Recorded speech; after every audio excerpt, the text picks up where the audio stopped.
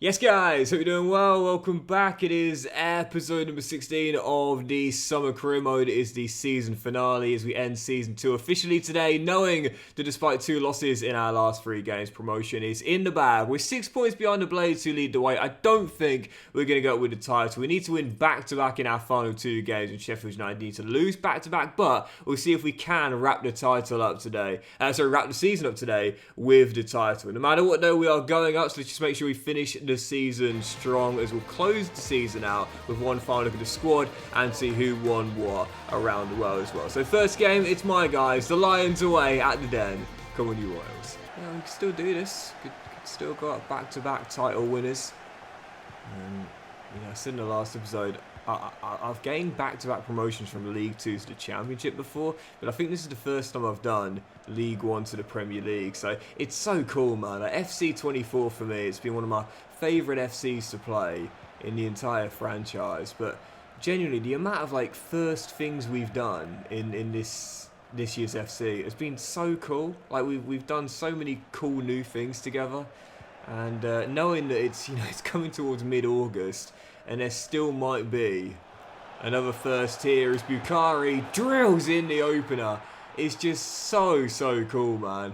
And number 9 with the first Reading from it again. We need to win back-to-back, and the Blades need to lose back-to-back. Yeah, this is one of those moments where it's like, I wish I had the document, the infamous and non-existent document I keep on referencing. As to be fair, Coventry just taking the lead away at Bramwell Lane. Callum O'Hare with the opener.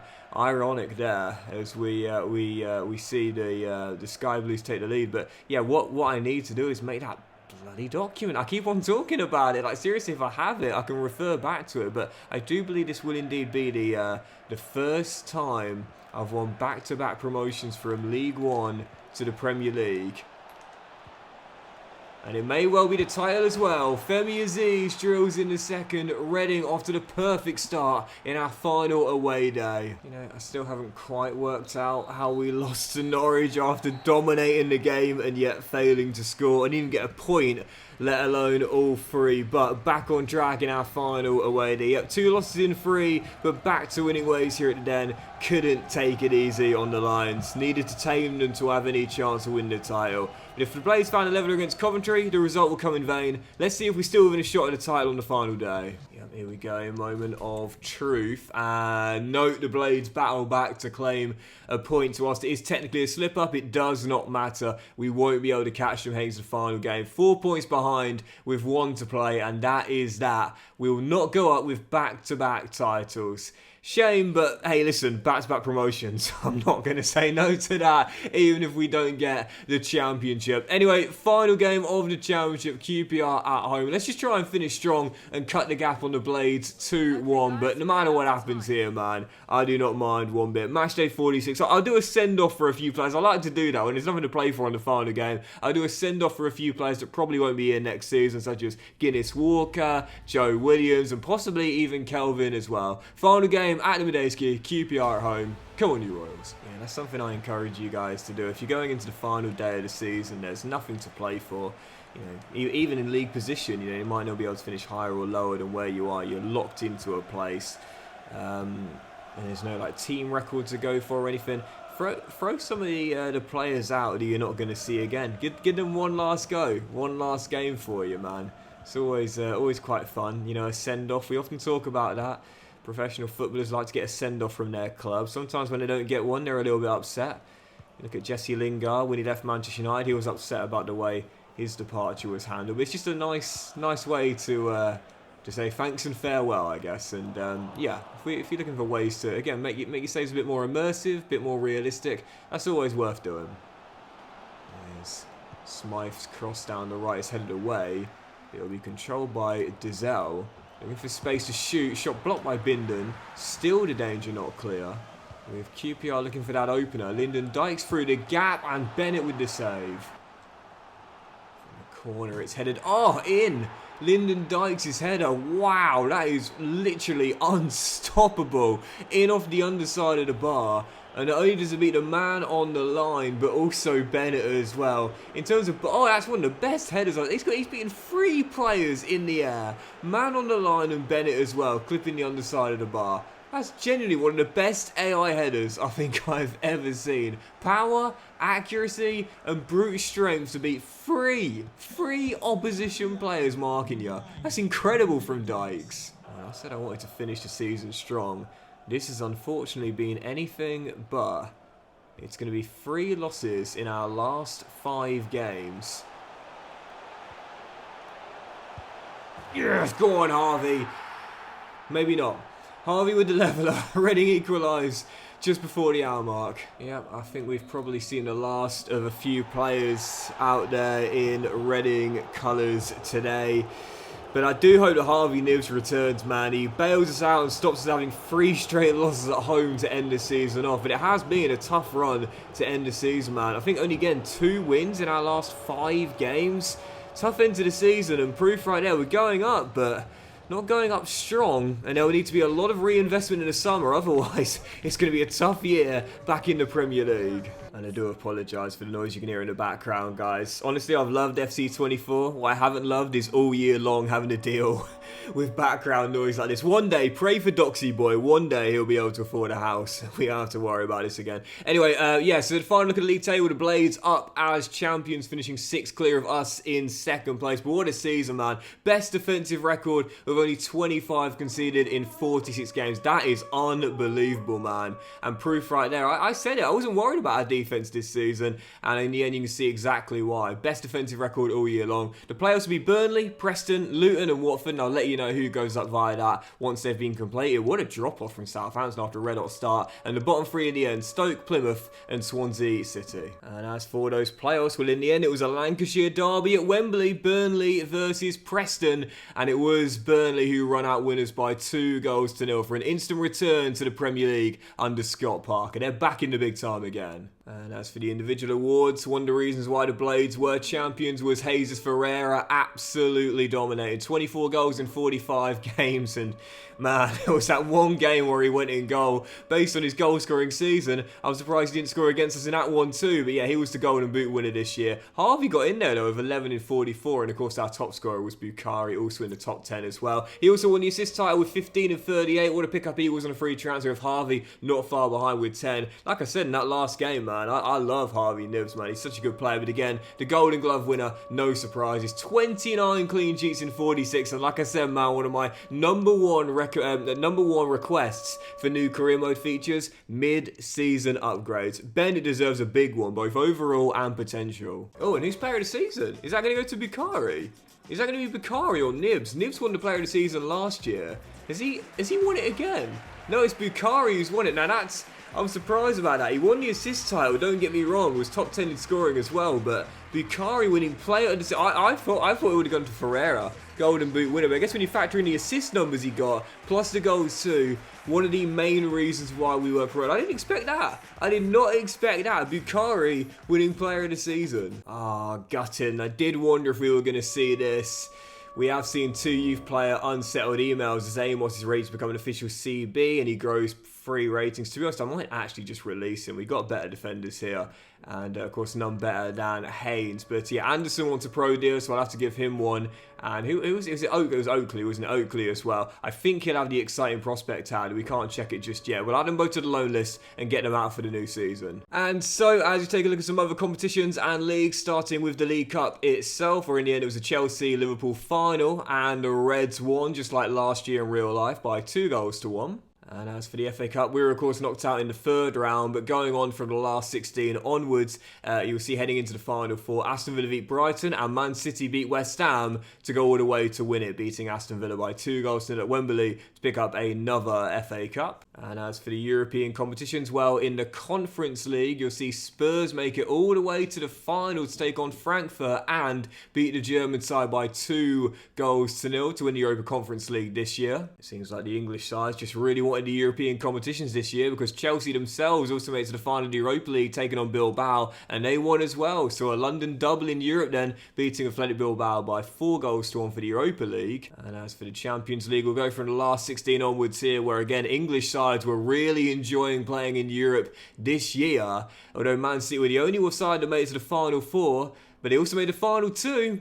only to come up short to Real Madrid. Dread it, run from it. The Galacticos always turn up in the Champions League. Yet another one for Carlo Ancelotti's Real Madrid. However, they were on top of the Premier League this year, 5 clear of Arsenal to win the title in the top division, with Manchester United in 3rd and Liverpool in 4th in this year's Premier League. And the bottom 3, who we won't be facing next year, Leeds, Bournemouth and Middlesbrough, down to the Championship. As for League One, the Terriers and the Rams are up to the Championship, and the playoffs will be Rotherham, Barnsley, Exeter City and Sheffield Wednesday in the playoffs of the 3rd tier this season. And as for League 2, the top 3 automatic promotion places went to Walsall, Cambridge United and Cheltenham, Notts County, Accrington Stanley, Mansfield Town and Crewe Alexandra in the playoffs of the 4th tier this season. And as we do a few more top European leagues, PSG on top of France as usual, 10 clear of Monaco to pick up yet another Ligue 1, with Marseille in 3rd and Stade Rennais in 4th this season.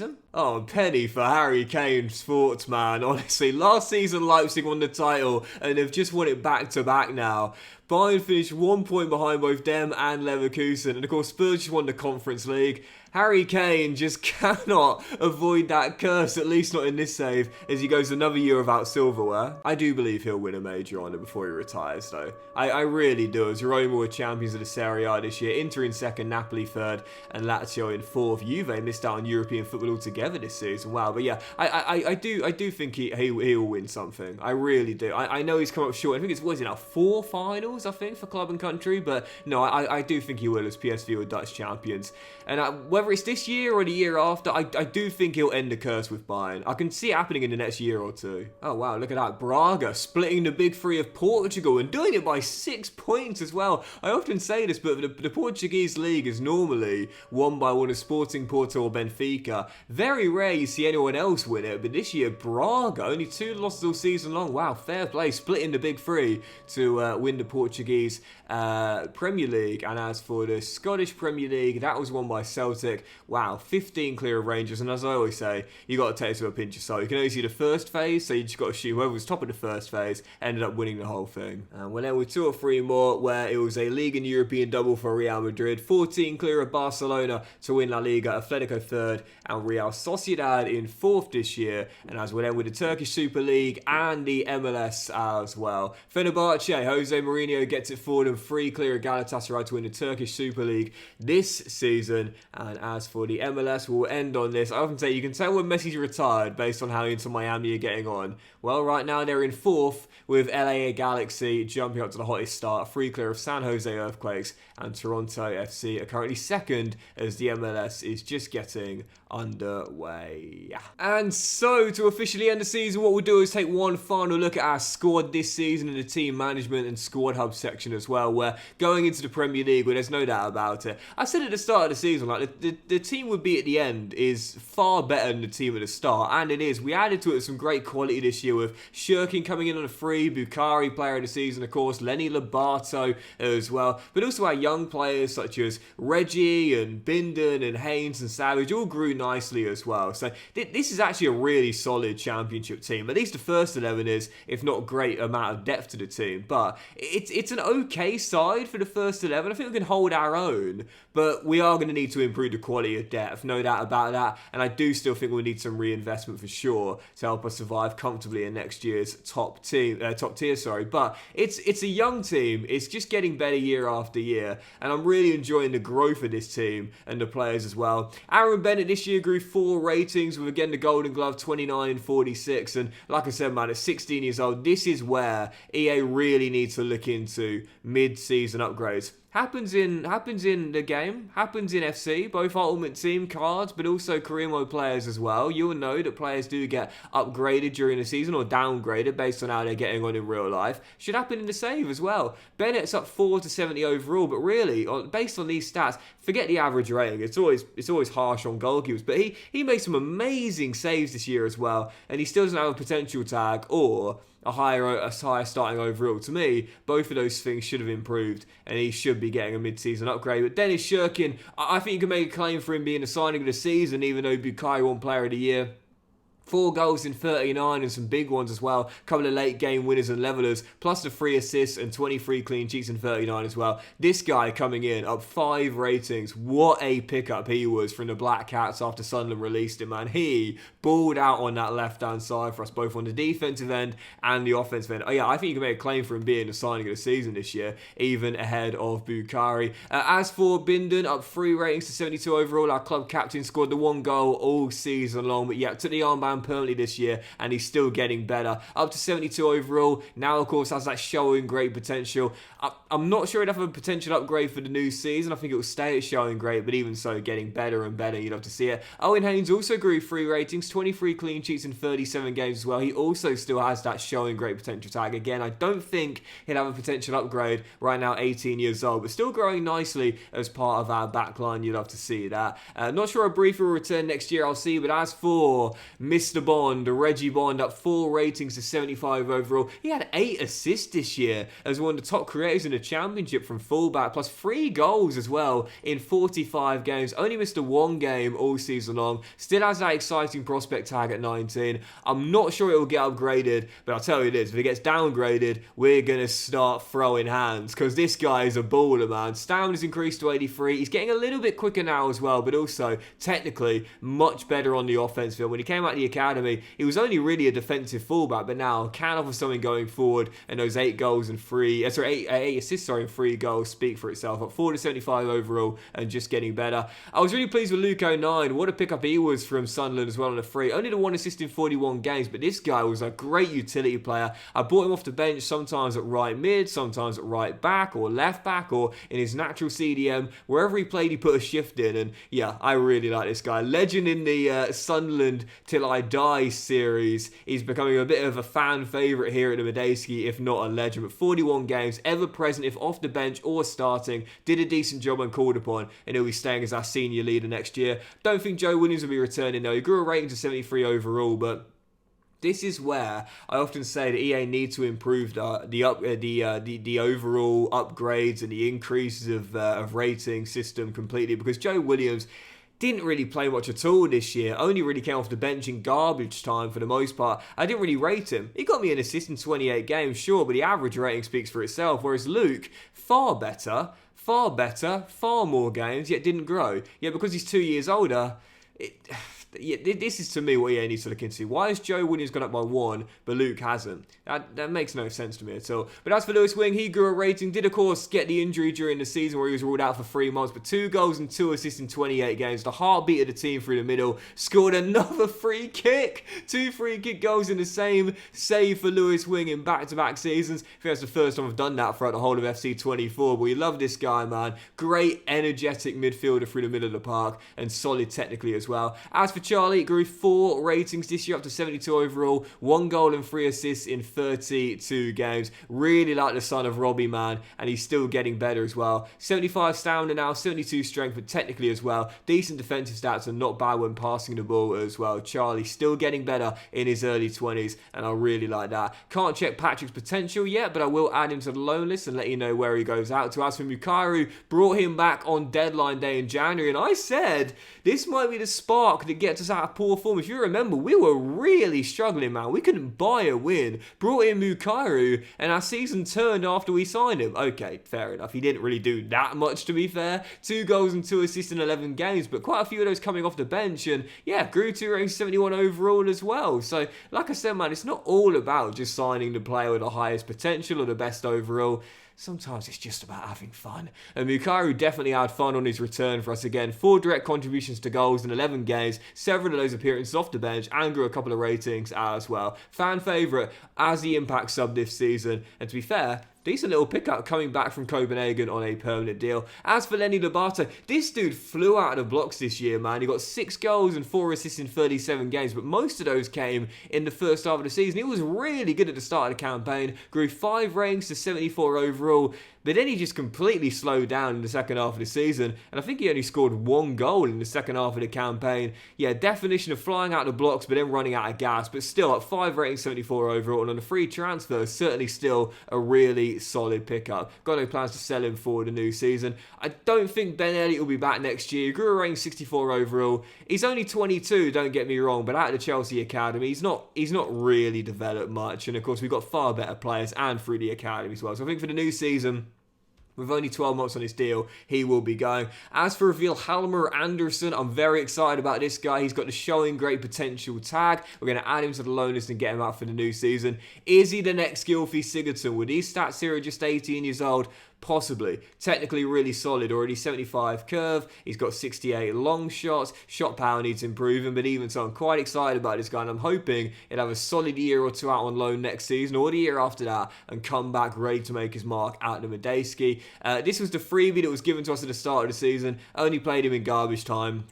You can go. Well, I can't even add him to the transfer list, but he will go in the summer. I'm not keeping him, man. I won't even release him, to be honest, because he's not going to stay with us. But as for Harvey Nibbs, he definitely is staying, man. Up 3 ratings to 72 overall. At 26 years old, we know he's not going to get much better now, but ever present in the championship this year, only missed 2 games and scored 11 times and was second in assists in the league to only Bukhari with 10 as well, averaging a 7.47. Like I said, it's not all about the players' rating, but how you feel controlling the player, and I love Harvey, man. High work rates, great energy, and technically sublime as well, and not bad when defending from the front as well. 3 to 72 overall. I don't know how much better he can get in this team, but I love this guy, man. Our number 7, and definitely staying with us for the long term. Camera might be going in the summer, like Ben Elliott. I don't really have much use for him now, so I'm probably going to let him go in the summer. And as for Eric Mensah, by the way, he's coming back for the summer. He's growing 5 ratings out on loan at Al Fateh. He's not had that big overall spike that some players do when they go out on loan, but he's still grown a few ratings, so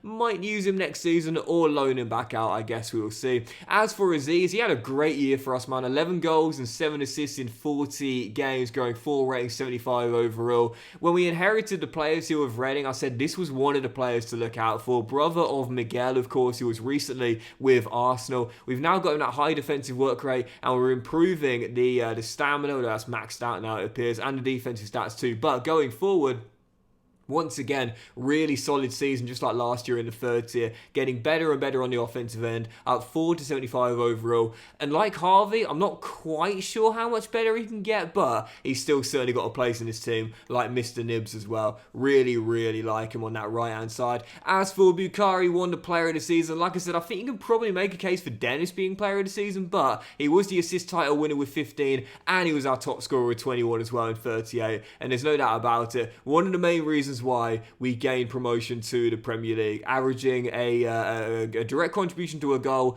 in almost every game, 36 in 38. Might have only grown a rating to 74 overall, but that's mainly because we're trying to retrain him to where he's playing, which is striker. And again, this is something I want EA to look into. It should not take him 293 weeks to become an official striker when he's just one player of the season as a striker. He only played striker for us this year. Come on, EA, you've got to change that, man. This guy's a natural number 9, which he wears for us, and I'm confident next year he'll be leading our line once again. But as for Kelvin, the backup striker, just like he was last year for Sam Smith, only the 2 goals in 33 games, but you've got to take those stats with a pinch of salt. As I often say, one thing I would love EA to add to the stats is goals per minute, goals per 90. Yeah, you might say, Kelvin only scored 2 goals in 33. That's pretty shocking. But out of those 33 games, I'd say only about 5 or 6 were starts. The rest were coming from the bench. So yeah, that's something I'd like EA to do, man. Add a goals per 90 stat, because Kelvin, his goals per 90 is far better than his goals per game ratio. Most of those games came, again, from the bench and sometimes in garbage time as well. I don't know if he'll back for next season. He's got 2 red thumbs down. I might just let him go. I guess we will see. And as for Johnson, he's going 3 races coming out of the academy, but I'll try and loan him out for the new season, as we do have some plans for this guy in the future, as he's already got some really solid physical stats. But that'll do it for the season finale and the end of season 2, guys. So a big thank you for watching. Really hope you have enjoyed it. And if you have enjoyed the finale, then please do drop a like. Much love to you all. Have a fantastic day, and we will return in next episode with a brand new season as the Royals are up to the Premier League after pulling in Ipswich Town and winning back-to-back promotions. But the question will be, will we be able to stay there? Well, in the summer, we'll see what kind of transfer budget we've got. We'll definitely need some reinvestment to improve the quality of this team in order to compete at the top level. Reading back to the Premier League and back in the big time. Have a fantastic day, guys. Much love to you all, and I'll see you for a brand new season. The summer beginning with Reading at the Medeski Stadium, heading to season 3 and back in the Premier League very soon.